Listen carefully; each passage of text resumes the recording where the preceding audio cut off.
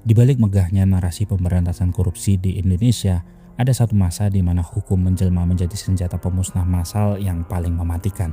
Tahun 2008 hingga 2009 akan selalu diingat sebagai fase paling berdarah dalam sejarah penegakan hukum pasca reformasi. Sebuah era di mana sebuah lembaga superbody bernama Komisi Pemberantasan Korupsi atau KPK berada di puncak kejayaannya, namun sekaligus berdiri di tepi jurang kehancurannya sendiri. Di bawah komando seorang jaksa karir yang dingin dan tanpa kompromi bernama Antasari Ashar, KPK menjelma menjadi momok yang paling ditakuti oleh para elit kekuasaan. Tidak ada tempat bersembunyi, bahkan batas psikologis kekuasaan tertinggi pun berhasil ditembus ketika lingkaran inti istana, sang besan presiden sendiri, diseret masuk ke balik jeruji besi.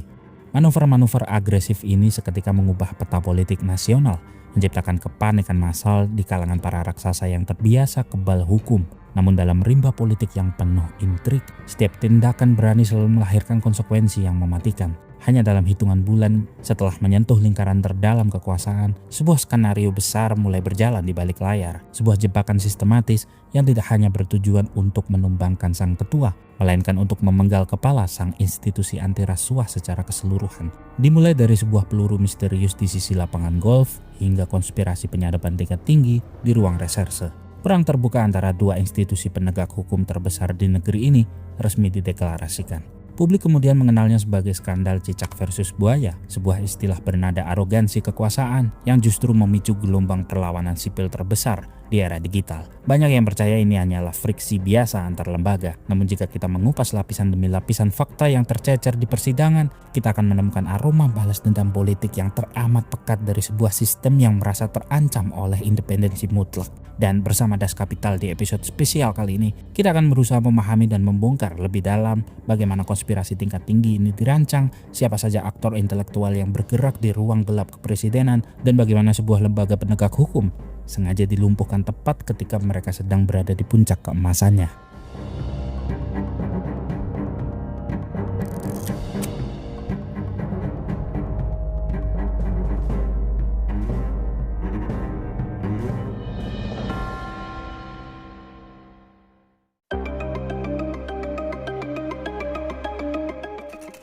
Untuk memahami bagaimana sebuah skenario besar dirancang untuk meruntuhkan Komisi Pemberantasan Korupsi, kita harus kembali ke akhir tahun 2007, tepatnya pada tanggal 18 Desember, ketika Antasari Ashar resmi dilantik sebagai Ketua KPK periode 2007 hingga 2011, menggantikan Taufikur Rahman Ruki. Sebagai mantan jaksa karir yang matang di dalam sistem peradilan konvensional, Antasari tahu persis di mana letak kelemahan-kelemahan hukum yang selama ini kerap dimanfaatkan oleh para koruptor kerah putih. Berbekal Undang-Undang Nomor 30 Tahun 2002, KPK saat itu memegang status sebagai lembaga superbody yang memiliki satu senjata paling mematikan di Republik ini, yaitu hak melakukan penyadapan secara mandiri tanpa memerlukan izin dari pengadilan negeri maupun institusi lainnya. Senjata tak terlihat inilah yang membuat radar penindakan KPK menjadi sangat presisi dan nyaris tidak pernah meleset.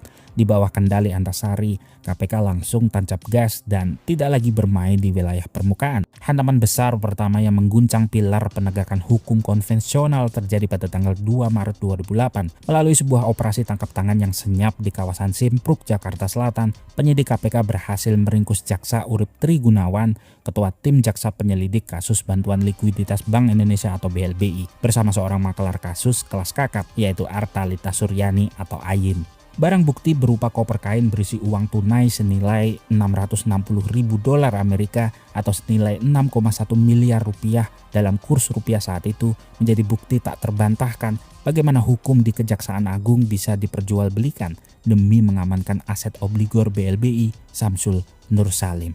Keberhasilan Antasari menyeret orang dari korps asalnya sendiri hingga divonis 20 tahun penjara, hukuman tertinggi bagi penegak hukum saat itu, mengirimkan pesan yang sangat jelas ke seluruh penjuru negeri bahwa KPK eranya adalah lembaga yang benar-benar lepas kendali dan tidak bisa dinegosiasikan.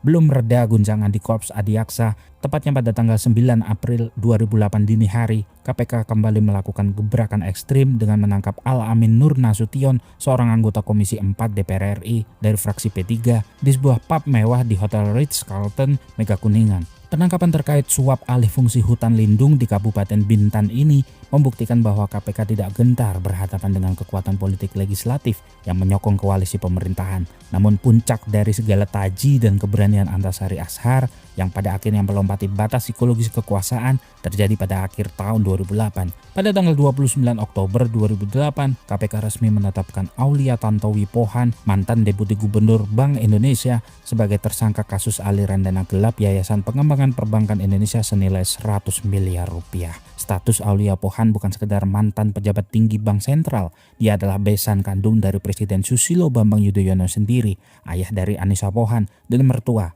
dari Agus Harimurti Yudhoyono. Ketika Antasari secara dingin mengeksekusi perintah penahanan dan menjebloskan Aulia Pohan ke rutan Brimob Kelapa II pada tanggal 27 November 2008, sebuah garis pembatas yang tabu dalam kultur politik Indonesia resmi diterjang. Di depan kamera media, istana memang menyatakan tidak akan mengintervensi proses hukum. Namun di balik layar, pergerakan ini dinilai sebagai tindakan yang sudah melampaui batas toleransi politik. Antasari Ashar tidak hanya menanam benih musuh di kejaksaan, kepolisian, dan parlemen, tetapi dia sekarang telah menyenggol lingkaran inti kekuasaan tertinggi di Republik ini, yaitu wilayah eksekutif.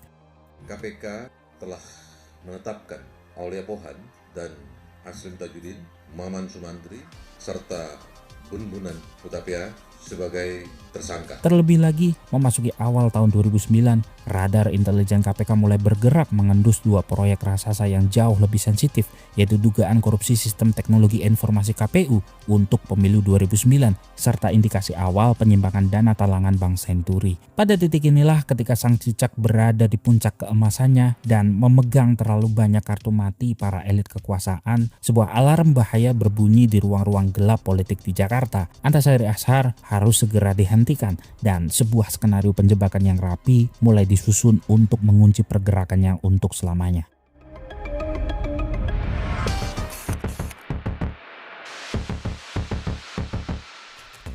Ketika sebuah target politik sedemikian besar harus dilumpuhkan, instrumen yang digunakan seringkali bukan melalui perdebatan hukum di ruang sidang, melainkan melalui eksploitasi sisi personal yang paling rapuh. Memasuki pertengahan tahun 2008, di tengah kepungan musuh politik yang mulai merapatkan barisan, sebuah celah masuk ke dalam kehidupan pribadi Antasari Ashar mulai terbuka melalui olahraga kegemarannya di lapangan golf Modern Land, Tangerang. Disinilah sang ketua KPK kerap berinteraksi dengan seorang caddy golf bernama Rani Juliani, seorang mahasiswi yang tanpa disadari akan menjadi bidak catur paling krusial dalam skenario kejatuhannya. Sosok yang kemudian menjalin benang merah konspirasi ini adalah Nasruddin Zulkarnain, Direktur PT Putra Raja Wali Banjaran sekaligus suami siri dari Rani Juliani. Nasruddin dikenal sebagai figur ambisius yang memiliki jaringan luas di kalangan aparat dan kerap mencoba mendekati para pejabat tinggi demi mengamankan posisi bisnis maupun mencari perlindungan hukum. Dengan memanfaatkan kedekatan istri sirinya, Nasruddin mulai membangun komunikasi intensif dengan Antasari Ashar, berpura-pura memposisikan diri sebagai informan intelijen yang siap memasok data-data korupsi kakap di sejumlah badan usaha milik negara demi memikat perhatian sang ketua KPK.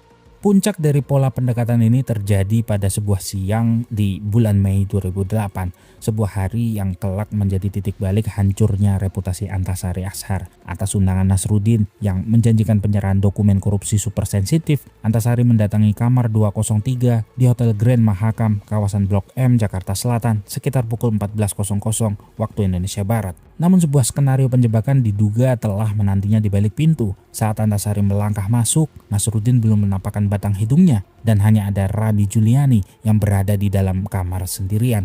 Berdasarkan fakta persidangan yang beredar, disinilah interpretasi kasus ini terpecah menjadi dua kutub yang ekstrim. Antasari mengklaim pertemuan tersebut hanyalah obrolan biasa di ruang tamu hotel sembari menunggu kehadiran Nasruddin. Namun dakwaan penyidik kepolisian dan jaksa di kemudian hari membangun narasi yang jauh lebih destruktif, menuduh bahwa telah terjadi tindakan asusila di dalam kamar tersebut tepat sebelum Nasruddin tiba-tiba masuk melakukan penggerebekan secara mendadak. Momen dramatis di kamar 203 inilah yang kemudian dijadikan sebagai kartu mati untuk mengunci pergerakan sang ketua KPK. Pasca insiden hotel tersebut, atmosfer hubungan antara Antasari dan Nasruddin berubah total dari kemitraan informasi menjadi pola teror dan pemerasan yang sistematis sepanjang sisa tahun 2008 hingga awal 2009. Nasruddin berulang kali mengirimkan ancaman melalui telepon dan pesan singkat, menggertak akan membongkar rekaman dan bukti skandal Kamar 203 ke media massa jika tuntutan-tuntutan personalnya tidak dipenuhi oleh KPK. Sebagai pimpinan sebuah lembaga suci yang tengah dipuja oleh jutaan rakyat, tekanan psikologis yang dialami Antasari berada di titik tertinggi. Kebocoran skandal ini tidak hanya akan menghancurkan karirnya, melainkan mendelegitimasi seluruh moralitas gerakan pemberantasan korupsi di Indonesia. Terdesak oleh ancaman yang kian agresif, Antasari mengambil langkah fatal yang kelak menjadi lubang jerat hukum bagi dirinya sendiri. Alih-alih melaporkan pemerasan ini melalui jalur resmi kepolisian, dia justru melakukan curhat dan meminta bantuan secara personal kepada perwira tinggi kepolisian, yaitu Kombes Pol Williardi Wizard yang saat itu menjabat sebagai Kapolres Jakarta Selatan, serta seorang pengusaha media terkemuka bernama Sigit Haryowibowo untuk melacak latar belakang Nasruddin dan mencari cara menghentikan teror tersebut. Upaya Antasari untuk mengamankan posisi pribadinya dari gangguan Nasruddin inilah yang di balik layar langsung diendus oleh kekuatan-kekuatan politik yang telah lama mengincarnya. Langkah defensif sang ketua KPK dengan melibatkan seorang kombes polisi dan seorang pengusaha kaya untuk mengatasi Nasruddin secara metodis mulai dipantau dan dipelintir oleh sebuah kekuatan tak terlihat menjadi sebuah rancangan pemufakatan jahat. Skenario telah berjalan sempurna, kartu mati telah digenggam, jebakan telah dipasang, dan kini lingkaran kekuasaan hanya perlu menunggu waktu yang tepat untuk mengubah peluru pemerasan ini menjadi sebuah eksekusi berdarah di lapangan.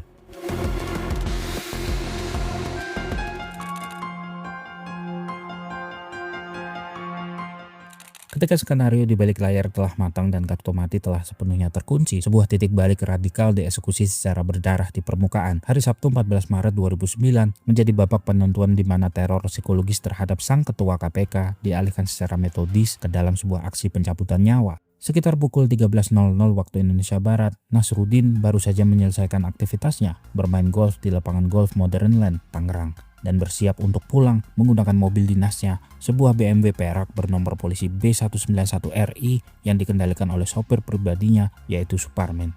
Sekitar pukul 14.00 waktu Indonesia Barat saat mobil mewah tersebut melintas ke dekat flyover Langon Jalan Baru, Cipondoh, Tangerang, laju kendaraan terpaksa melambat akibat kontur jalan yang rusak dan bergelombang. Di titik kritis inilah sebuah sepeda motor Yamaha Scorpio berwarna silver yang dikendarai oleh dua orang tidak dikenal secara agresif memepet mobil BMW Nasruddin dari arah sebelah kiri belakang. Tanpa peringatan, sang eksekutor yang berada di boncengan langsung mengeluarkan sebuah senjata api jenis revolver kaliber 0,38 mm dan melepaskan 2 kali tembakan jarak dekat menembus kaca belakang sebelah kiri mobil. 2 butir timah panas tersebut bersarang tepat di kepala bagian kiri belakang Nasruddin Zulkarnain, membuatnya seketika terkapar bersimbah darah di jok belakang dalam kondisi kritis. Sopir korban langsung memacu kendaraan menuju Rumah Sakit Mayapada Tangerang sebelum akhirnya dirujuk ke Rumah Sakit Pusat Angkatan Darat Gatot Subroto Jakarta, di mana setelah bertahan selama belasan jam, Nasruddin resmi dinyatakan meninggal dunia pada tanggal 15 Maret 2009 pukul 12.05 waktu Indonesia Barat.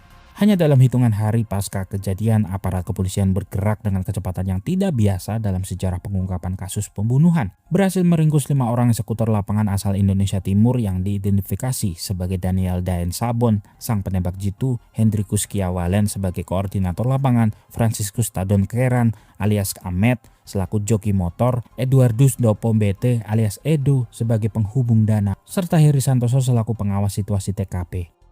Namun investigasi tidak berhenti di level akar rumput. Polisi dengan cepat menarik benang merah yang menghubungkan kelompok eksekutor ini dengan jaringan perwira tinggi kepolisian dan pengusaha papan atas. Terungkap di persidangan bahwa dana operasional sebesar 500 juta rupiah dikucurkan oleh pengusaha media sekaligus sahabat dekat Antasari, Sigit Haryowibowo. Atas rekomendasi dari Kombes Pol Williardi Wizard yang bertindak mencari tim lapangan melalui perantara seorang maklar kasus bernama Jerry Hermawan Low.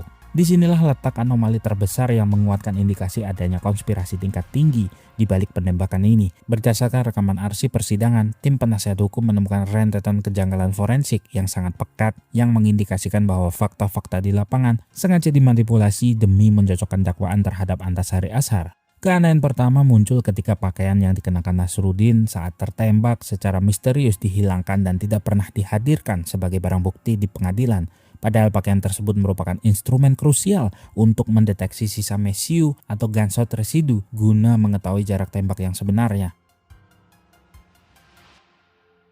Banyak fakta persidangan yang masih janggal dalam kasus Antasari Azhar.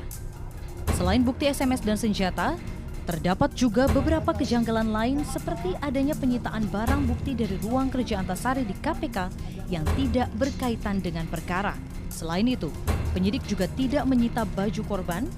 Adanya pemeriksaan forensik dilakukan hanya terhadap anak peluru, namun tidak terhadap mobil Nasruddin yang menjadi tempat penembakan.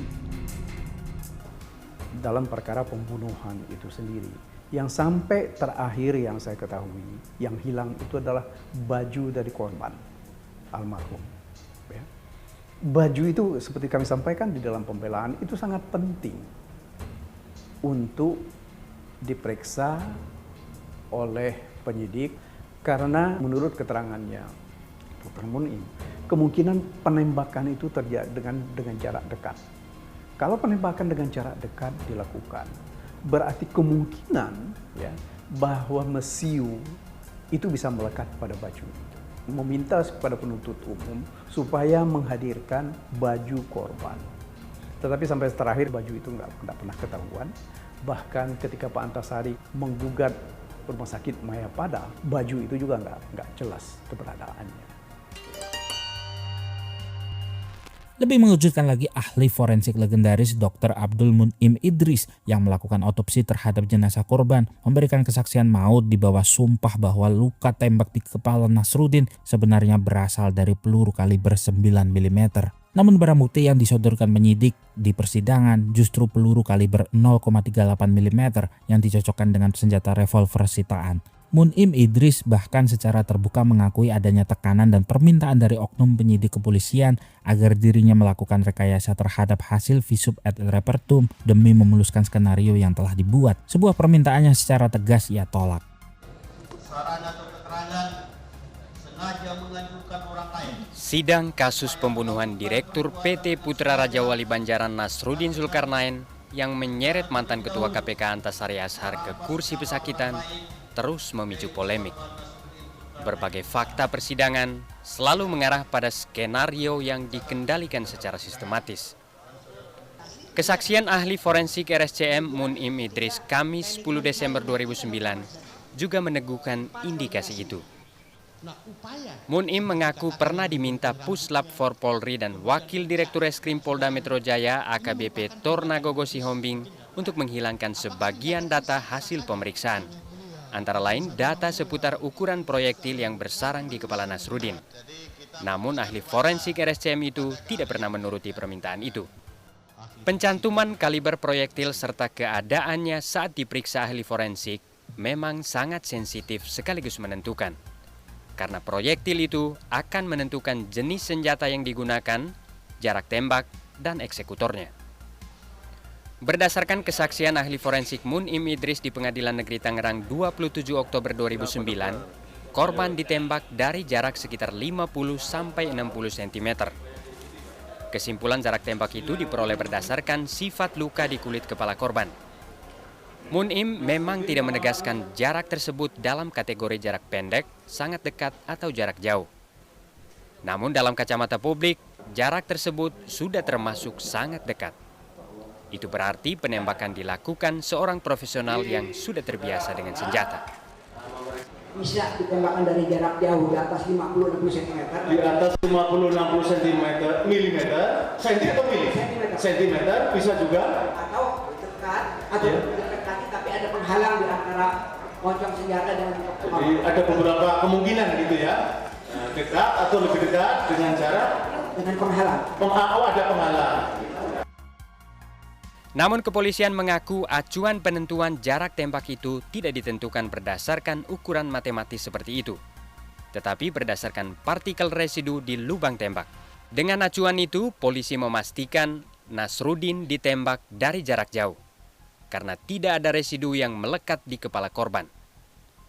Selain jarak tembak, ahli forensik RSCM Mun'im Idris juga memastikan bahwa kaliber proyektil yang bersarang di kepala Nasruddin adalah 9 mm. Dan berdasarkan keadaan proyektil, Mun'im memastikan bahwa kedua peluru itu ditembakkan dari senjata revolver jenis SNW yang hanya dimiliki TNI dan Polri. Jenis senjata itu bisa dijadikan petunjuk untuk menyelidiki siapa sebenarnya eksekutor Nasruddin di kawasan Modern Land Tangerang, Banten, 14 Maret 2009. Hasil pemeriksaan seperti itulah yang membuat polisi sangat sensitif dengan kesaksian Munim Idris. Karena itu, Polda Metro Jaya yang menangani kasus itu memanggil Munim untuk memberikan klarifikasi atas pengakuannya dalam sidang di Pengadilan Negeri Jakarta Selatan. Kondisi fisik mobil BMW Perak milik korban pun langsung diamankan secara sepihak tanpa analisis balistik yang transparan, menyisakan tanda tanya besar di kalangan pakar hukum mengenai sinkronisasi sudut tembakan dari sebuah sepeda motor biasa. Rentetan kejanggalan teknis yang dipaksakan ini mempertegas paradigma bahwa eksekusi di sisi lapangan golf Modern Land bukanlah sekedar pembunuhan bermotif asmara biasa, melainkan sebuah instrumen kekerasan yang sengaja diciptakan untuk melegitimasi penangkapan sang ketua KPK dan menghentikan seluruh langkah agresif lembaga anti rasuah tersebut dari panggung kekuasaan.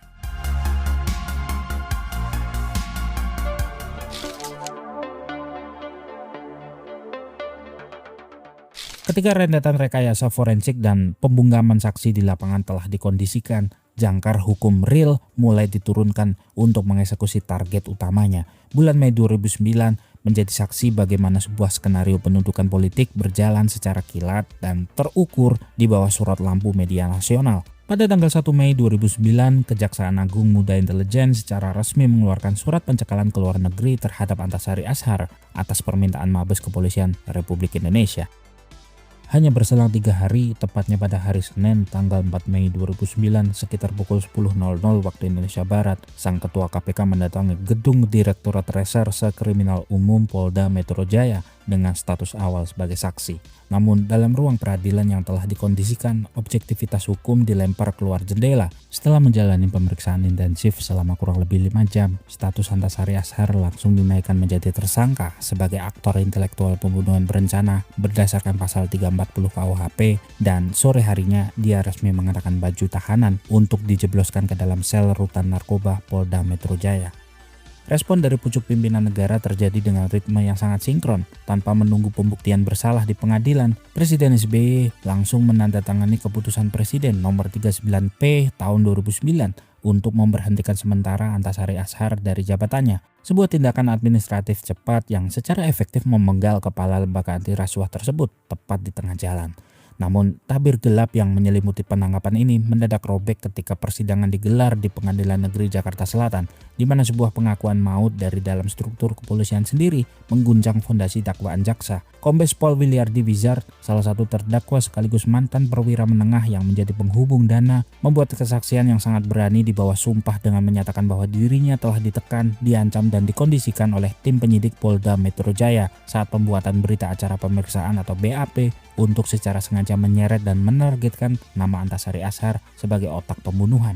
Williardi bersaksi di depan majelis hakim bahwa sejumlah petinggi Polri saat itu menjanjikan pencabutan status tersangka dan pembebasan dirinya jika ia mampu menandatangani skenario BAP yang telah disiapkan untuk mengunci posisi Antasari. Pengakuan mantan Kapolres Jakarta Selatan Williardi Wizard saat menjadi saksi sidang kasus pembunuhan Nasruddin Zulkarnain dengan terdakwa Antasari Azhar ini cukup mengagetkan. Williardi mencabut semua keterangannya dalam BAP yang menurutnya hanyalah rekayasa dengan target utama menjadikan Antasari sebagai terdakwa. Padahal sebelumnya, pada sidang 5 November 2009, Sigit Haryowibisono memberikan kesaksian yang berbeda. Menurut Sigit, Antasari lah yang mengusulkan skenario untuk mencelakai Rani Juliani dan Nasruddin. Skenario ini dibicarakan dalam sejumlah pertemuan antara Sigit dengan Antasari dan Williardi di rumah Sigit di Jalan Pati Unus, Jakarta pada bulan Januari 2009. Menurut Sigit, skenario itu dibuat agar teror terhadap Antasari dihentikan. Sigit juga mengaku telah mengeluarkan uang 500 juta rupiah untuk membiayai tim yang dibentuk Williardi. Fakta yang diungkap Eduardus Dopombete alias Edo, salah seorang eksekutor, tak kalah mengejutkan. Edo mengaku disiksa. Keluarganya juga diancam agar ia menandatangani BAP. Bahkan menurut Edo, pembuatan BAP tidak dilakukan di kantor polisi, tetapi di sebuah hotel di kawasan Cawang, Jakarta Timur. Edo juga membantah mengetahui adanya perintah langsung dari Antasari. Bahkan ia menuduh ada tim bayangan di luar timnya saat Nasruddin dieksekusi. Malam itu ya saya disiksa, di strom lah Pak. Mohon maaf yang mulia, kemaluan saya juga di strom berulang-ulang. Saudara nggak ngelawan, kan besar juga. Nggak bisa Pak, karena mata saya dilekban Pak. Mata lekban, di belakang, kaki juga begitu. Jadi saya Sebuah pengakuan konspiratif yang sayangnya secara sepihak diabaikan begitu saja oleh majelis hakim dalam putusan akhir yang menjatuhkan vonis 18 tahun penjara bagi Antasari Azhar. Dampak langsung dari amputasi struktural ini adalah kelumpuhan total pada fungsi superbody Komisi Pemberantasan Korupsi.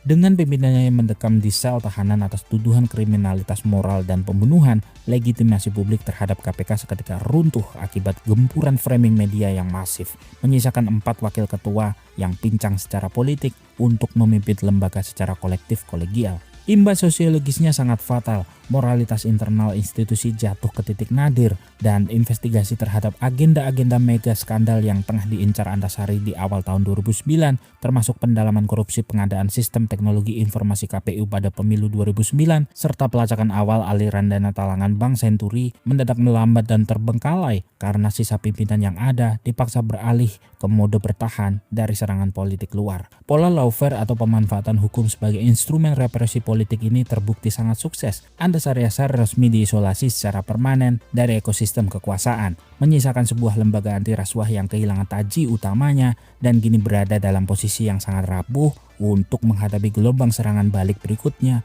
yang telah bersiap mengetuk pintu pertahanan mereka.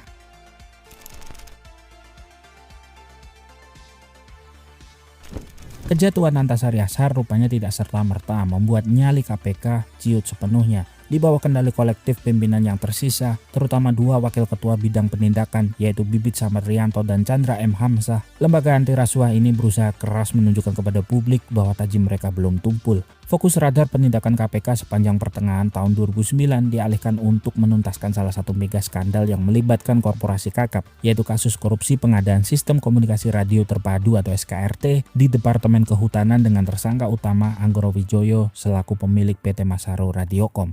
Anggoro sendiri telah melarikan diri ke luar negeri dan menyandang status buron, namun aktivitas gerilya di ruang gelap justru dilanjutkan oleh adiknya, Anggodo Wijoyo. Intelijen KPK mengendus adanya pergerakan uang dan lobi-lobi politik tingkat tinggi yang sangat mencurigakan, di mana Anggodo diduga kuat sedang bergerilya mendekati sejumlah institusi penegak hukum konvensional demi memotong komando kasus kakaknya agar didebak dari yurisdiksi KPK. Berbekal kewenangan absolut dalam pasal 12 Undang-Undang Nomor 30 Tahun 2002 yang mengizinkan KPK melakukan intersepsi komunikasi tanpa izin pengadilan, Bibit dan Chandra mengambil keputusan yang sangat ekstrim dan beresiko tinggi secara politik, yaitu mengarahkan radar penyadapan langsung ke telepon genggam Kabarreskrim saat itu, Komisaris Jenderal Polisi Susno Duaji. Langkah nekat ini diambil karena KPK mendeteksi adanya indikasi kuat bahwa Susno melakukan pertemuan rahasia dengan buron Anggoro Wijoyo di Singapura, serta mengeluarkan surat klarifikasi dari Barreskrim yang isinya mempermasalahkan keabsahan pencekalan PT Masaro oleh KPK. Hasil sadapan rahasia itu juga menangkap sinyalemen adanya pengkondisian hukum dan aliran dana mencurigakan yang melibatkan perwira tinggi kepolisian terkait pencairan dana pihak ketiga di Bank Senturi. Namun sebuah kesalahan taktis terjadi di ruang intelijen. Informasi mengenai operasi penyadapan super rahasia terhadap Jenderal Bintang 3 aktif ini bocor ke dalam internal Mabes Polri. Bagi institusi kepolisian, tindakan seekor cicak yang berani menyadap orang nomor 1 di bidang reserse sekaligus jantung pertahanan buaya dianggap sebagai bentuk pelecehan wibawa korps, penghinaan struktural, dan deklarasi perang terbuka yang melompati batas koordinasi antar lembaga. Susno Duaji yang murka merasa KPK telah menyalahgunakan wewenang dan bertindak sewenang-wenang di luar batas kepatutan hukum. Manuver defensif Bibit dan Chandra untuk melindungi kasus PT Masaro ini justru menjadi bumerang politik yang sangat fatal. Karena bocornya sadapan tersebut memberikan alasan dan pembenaran yang sempurna bagi barisan elit penegak hukum konvensional yang antipati terhadap KPK untuk mempersiapkan sebuah serangan balik total yang jauh lebih agresif guna melumpuhkan sisa-sisa kekuatan pimpinan penindakan Komisi Anti Rasuah tersebut.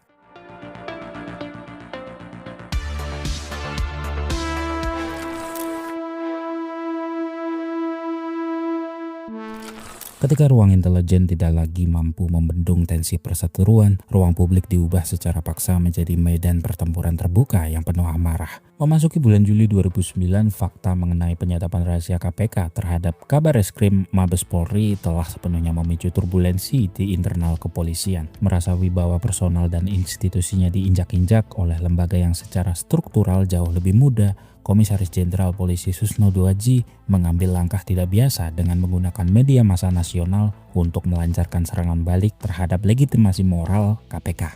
Panggung konfrontasi itu tersaji secara gamblang dalam sebuah wawancara eksklusif yang dimuat oleh majalah Tempo edisi 6 hingga 12 Juli 2009. Dengan ego institusi yang terluka, Susno meluapkan seluruh kekesalannya atas keliaran hak penyadapan KPK yang dinilainya telah menabrak batas-batas kepatutan hukum dan etika antar lembaga.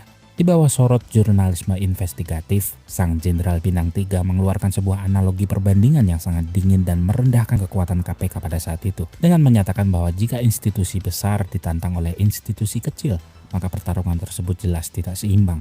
Dari lisan Susno pula lah meluncur sebuah kalimat penegasan kekuasaan yang sangat ikonik yang berbunyi cicak kok mau melawan buaya. Dalam konstruksi berpikir Susno saat itu, cicak mewakili KPK yang kecil, lemah dan baru seumur jagung. Sementara buaya merepresentasikan institusi Polri yang besar, mapan, memiliki ratusan ribu personel, dan memegang otoritas persenjataan penuh di Republik ini. Namun, apa yang awalnya dirancang sebagai bentuk demonstrasi kekuatan untuk mempermalukan KPK secara instan justru berubah menjadi sebuah blunder komunikasi politik paling fatal pasca reformasi. Terjadi anomali psikologi massa yang sangat masif di lapisan masyarakat luas, rakyat Indonesia yang secara kultural selalu menaruh simpati mendalam pada pihak yang lemah atau underdog, justru menangkap analogi tersebut sebagai bentuk kesombongan dan arogansi kekuasaan yang telanjang dari pihak kepolisian.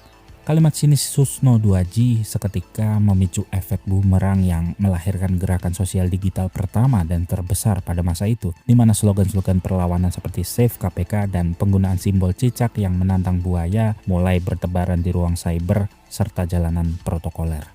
Polarisasi opini publik terkunci secara absolut. KPK diposisikan sebagai pahlawan protagonis yang sedang dikeroyok, sementara Polri dicitrakan sebagai kekuatan antagonis yang korup. Analogi cicak versus buaya ini membuktikan betapa mendalamnya resistensi dan sentimen negatif dari penegak hukum konvensional terhadap keberadaan lembaga anti rasuah yang terlalu independen. Namun kemarahan publik yang meluas ini justru membuat eskalasi konflik bergeser ke arah yang jauh lebih berbahaya. Karena pihak buaya yang merasa tersudut oleh opini publik kini bersiap menghentikan perang kata-kata dan beralih menggunakan kewenangan hukum real mereka untuk menghabisi sisa-sisa pimpinan KPK.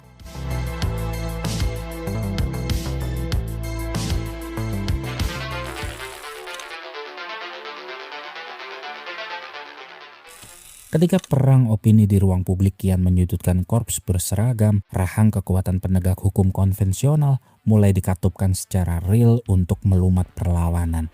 Hanya berselang 2 bulan setelah blunder komunikasi analogi cicak versus buaya, Mabes Polri tidak lagi menggunakan media sebagai instrumen, melainkan langsung menggunakan otoritas hukum untuk memenggal sisa pimpinan Komisi Pemberantasan Korupsi. Tepat pada tanggal 16 September 2009, Badan Reserse Kriminal Polri secara resmi menetapkan 2 wakil ketua KPK yang memegang kendali penindakan, Bibit Samaryanto dan Chandra M. Hamzah, sebagai tersangka. Konstruksi hukum yang dibangun oleh penyidik kepolisian sangat destruktif. Keduanya dijerat menggunakan pasal penyalahgunaan wewenang serta dugaan pemerasan dan suap berdasarkan pasal 421 KUHP dan pasal 12 huruf E Undang-Undang Tindak Pidana Korupsi. Skenario tuduhan menyebutkan bahwa Bibit dan Chandra telah menerima aliran dana gelap senilai miliaran rupiah dari Anggodo Wijoyo yang dirancang untuk mengkondisikan, meringankan, atau mencabut surat pencekalan kasus korupsi PT Masaru Radiokom yang menjerat kakaknya, Anggodo Wijoyo.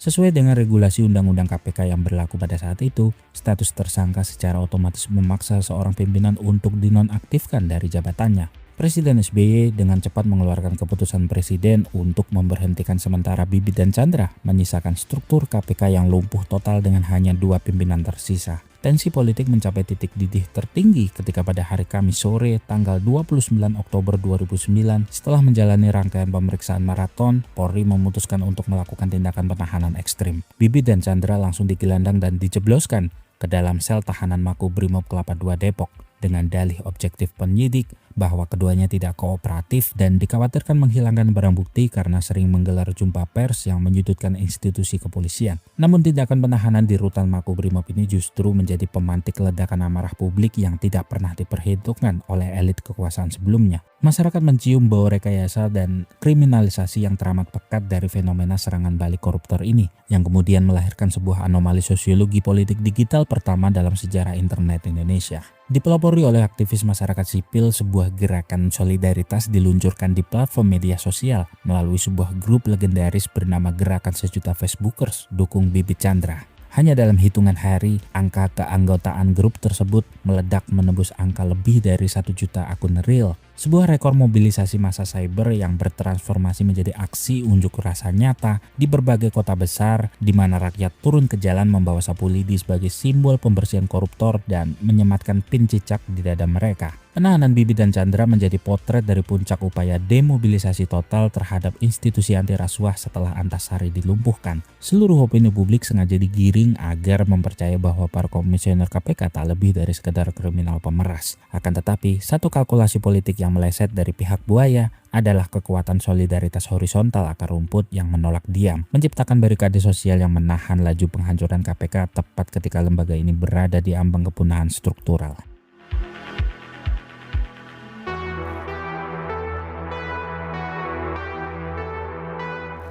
Ketika dua pimpinan Komisi Pemberantasan Korupsi mendekam di balik jeruji besi Makobrimob Kelapa II dan gelombang demonstrasi sipil terus mengepung pusat-pusat kekuasaan, sebuah panggung peradilan diubah menjadi epicentrum plot twist paling gila dalam sejarah hukum Indonesia. Hari Selasa tanggal 3 November 2009 menjadi lembaran sejarah yang tidak akan pernah dilupakan. Sebuah hari di mana seluruh rakyat Indonesia terpaku di depan layar televisi untuk menyaksikan runtuhnya skenario kriminalisasi secara telanjang. Bertempat di ruang sidang utama Mahkamah Konstitusi, Ketua MK saat itu Profesor Mahfud MD memimpin sidang pleno uji materi Undang-Undang KPK terkait pasal penonaktifan pimpinan yang diajukan oleh pihak Bibit Samatrianto dan Chandra M. Hamzah. Di tengah tekanan politik luar biasa dari lingkaran elit yang menghendaki kasus ini segera ditutup, Mahfud MD mengambil keputusan hukum yang teramat berani dan revolusioner dengan mengizinkan tim kuasa hukum pemohon memutar rekaman asli penyadapan rahasia KPK yang selama ini tersimpan rapat di ruang intelijen dan menyiarkannya secara langsung tanpa sensor melalui stasiun-stasiun televisi nasional.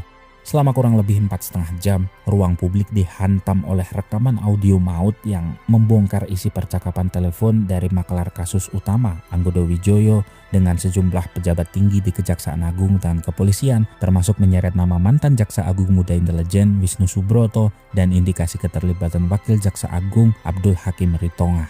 Jutaan pasang telinga rakyat Indonesia mendengar secara langsung bagaimana hukum di Republik ini dinegosiasikan bagai barang dagangan di pasar gelap. Terdengar dengan sangat jelas bagaimana Anggodo dengan nada jemawa mendikte para penegak hukum berseragam untuk menyusun skenario palsu, mencocokkan kesaksian bodong dari kurir bernama Ari Muladi hingga memesan status tersangka demi memenjarakan Bibit dan Chandra serta menghabisi eksistensi dari KPK secara keseluruhan. Pemutaran rekaman sadapan ini instan memicu gempa politik berskala besar di seluruh penjuru negeri. Narasi formal yang dibangun oleh Mabes Polri selama berbulan-bulan bahwa penahanan Bibit Chandra murni karena penegakan hukum suap runtuh berkeping-keping dalam waktu hitungan jam. Publik disadarkan oleh fakta tak terbantahkan bahwa sang cicak memang sedang dijebak secara sistematis oleh kekuatan modal yang berkolaborasi dengan oknum aparat yang korup. Pejabat-pejabat tinggi penegak hukum yang namanya bergaung di dalam rekaman konspirasi tersebut seketika kehilangan seluruh legitimasi moral mereka di mata publik, memaksa beberapa di antaranya seperti Wakil Jaksa Agung Abdul Hakim Ritonga untuk meletakkan jabatan akibat tekanan sosial yang teramat masif. Sidang Mahkamah Konstitusi pada 3 November 2009 ini menjadi bukti empiris dari fenomena koruptor strike back atau serangan balik koruptor yang paling telanjang, sekaligus menjadi tamparan keras bagi istana karena posisi SBY mendadak tersudut di persimpangan jalan.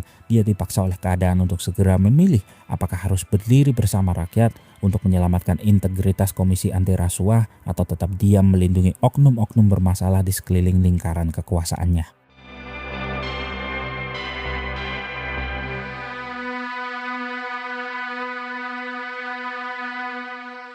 Ledakan politik pasca pemutaran rekaman Anggodo Wijoyo di Mahkamah Konstitusi seketika menciptakan turbulensi sosial yang tidak lagi mampu diredam oleh sekedar retorika normatif. Menyadari posisinya yang kian terdesak di hadapan jutaan mata rakyat yang marah, Presiden SBY mengambil manuver darurat demi menyelamatkan muka stabilitas nasional. Tepat pada tanggal 5 November 2009, Istana resmi membentuk tim independen verifikasi fakta dan proses hukum kasus Bibit Chandra atau yang kelak dikenal luas sebagai Tim 8. diisi oleh deretan tokoh kredibel lintas sektor seperti Adnan Buyung Nasution, Kus Parmono Irsan, dan Denny Indrayana.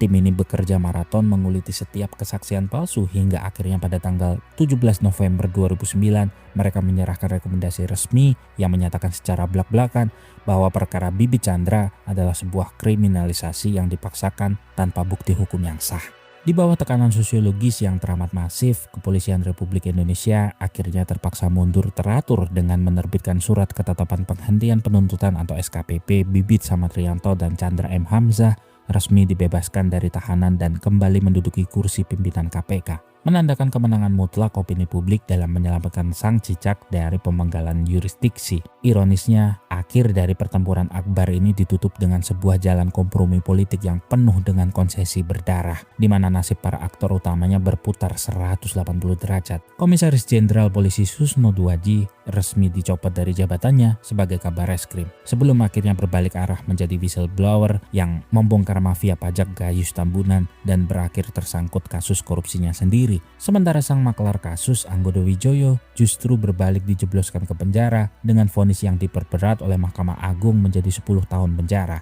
Namun di tengah sorak-sorai kembalinya Bibit dan Chandra, Antasari Ashar tetap tertinggal di dalam kegelapan sel isolasi, di mana proses hukum kasus pembunuhannya sengaja dipisahkan dari radar penyelamatan tim 8 hingga ia tetap dijatuhi vonis 18 tahun penjara. Sebuah realitas dingin yang memperkuat paradigma di masyarakat bawah bahwa dosa Antasari dalam menyenggol lingkaran inti kekuasaan tidak akan pernah diampuni secara politik. Jika kita merefleksikan seluruh rangkaian skandal Cicak versus Buaya Jilid 1 ini secara jernih, kemenangan yang dirayakan publik sejatinya hanyalah sebuah gencatan senjata yang semu. Publik berselimut euforia atas selamatnya institusi KPK, namun mereka luput menyadari bahwa peluru kendali utamanya yaitu sosok Antasari Ashar telah sukses diamputasi secara permanen dari ekosistem penegakan hukum. Pola represi melalui instrumen hukum atau lawfare yang diuji coba pada era awal ini terbukti menjadi blueprint yang sangat efektif untuk melumpuhkan agresivitas lembaga anti rasuah, sebuah formula intimidasi struktural yang secara historis akan terus direplikasi dan disempurnakan pada konflik jilid-jilid berikutnya di masa depan. Pada akhirnya, sejarah kelam 2008 hingga 2009 ini menyisakan sebuah catatan kritis yang berbobot bagi perjalanan bangsa, bahwa independensi mutlak sebuah lembaga penegak hukum akan selalu menjadi anomali yang sangat menakutkan bagi syahwat politik elit kekuasaan. Dan tepat ketika lembaga tersebut berada di puncak keemasannya, disitulah lonceng kematian strukturalnya mulai didentungkan dari balik ruang-ruang gelap konspirasi.